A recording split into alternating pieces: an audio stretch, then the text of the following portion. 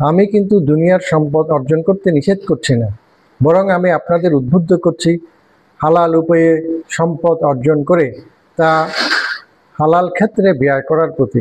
কারণ হালাল উপায়ে উপার্জিত সম্পদ ব্যয় করে অনেক নেকামল করা যায়, যেমন সাদাকা করা, অসহায়কে সাহায্য করা, বিপদগ্রস্তের পাশে দাঁড়ানো, এতিমের অভিভাবকত্ব গ্রহণ করা ইত্যাদি।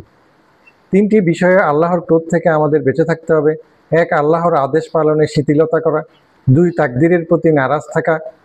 তিন, আল্লাহর নিকট দুনিয়ার কিছু চেয়ে তা না পেলে তার প্রতি অসন্তুষ্ট হওয়া। দুনিয়াতে আমরা যে রিজিক পেয়ে থাকি এগুলো আল্লাহ তাআলাই আমাদের জন্য নির্ধারণ করে রেখেছেন। সুতরাং কম বেশি যাই আমরা লাভ করি এর উপরেই আমাদের সন্তুষ্ট থাকা আবশ্যক। কাকে দুনিয়ার ধনসম্পদ বেশি দেওয়া হয়েছে আর কাকে কম দেওয়া হয়েছে এই নিয়ে মোটেও ভাববেন না। আমাদের যতটুকু দেওয়া হয়েছে তা নিয়ে আমাদের সন্তুষ্ট থাকতে হবে। আল্লাহর পুণ্যবান বান্দারা আল্লাহ যা দান করেন তার উপরই সন্তুষ্ট থাকেন। যে ব্যক্তি সুখী ও সমৃদ্ধ জীবন কামনা করে এবং নিজের দিন ও দুনিয়া দুটিকে সার্থক করে তুলতে চায়, সে যেন দুই শ্রেণীর লোকদের দিকে নজর রাখে। এক, তাকওয়ার বিচারে যারা তার চেয়ে উঁচু স্তরের, এবং দুই, অর্থবিত্তের দিক দিয়ে যারা তার চেয়ে নিম্ন স্তরের।